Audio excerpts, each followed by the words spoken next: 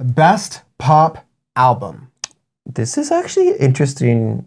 A very interesting category this year. This is the only music podcast that'll have best pop album organized in this fashion. Yeah, for sure. We have Future Nostalgia by Dua Lipa, Chromatica by Lady Gaga, Smile by Katy Perry, and YHL DLG by Bad Bunny.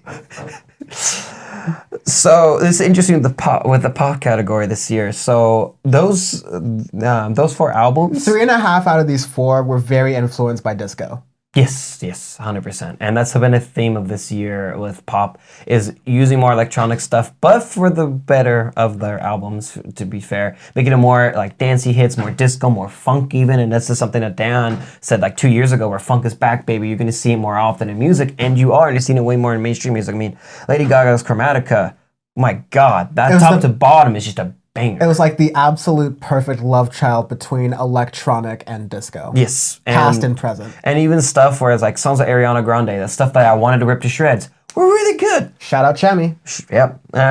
You have Dua Lipa's album that Future Nostalgia is like, to me, one of like the perfect representation of what pop music can be without being overly bland or overly in your face. It is that good, solid window of even like her live performances I watch, because I'm like, okay, let me see what she does if like she's just really boring, what she does with her album on stage. And it's actually quite good to see some of the stuff later this year that I've seen with her. And it's one of those that's very good. You have Smile by Katy Perry, which I think you could have almost put her on a return to form, but there was some stuff in here that I liked from her earlier work too, that is actually very good with Smile. It's more, going into, going into like more of your feeling stuff, like explaining like past traumas and other stuff, and then actually making a good album out of it too. Yes. And then last but not least, YHLQMDLG. .wav by Bad Bunny is subverting just a lot of expectations, I would say, which is the name of the idea of the album. Yes. Everything you think it is, but it also isn't. Exactly. It's Bill Clinton in an album. Depends what your definition of is. That's my best Bill Clinton impression you'll get right there. That's a damn good Bill Clinton. But anyways, Bad Bunny is an artist that I want to hate with my like guts, but he makes good music. Like he does.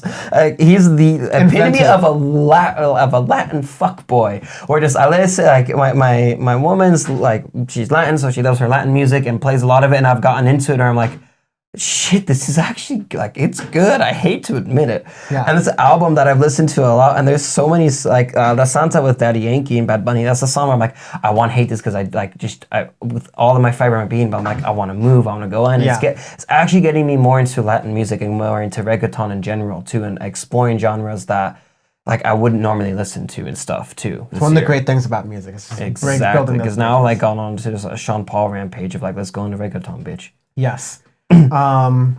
I can name what I want. What I would say is my winner and runner-up. You can go. I've had a lot of opinions. My winner would be Future Nostalgia, and my runner-up would be Bad Bunny.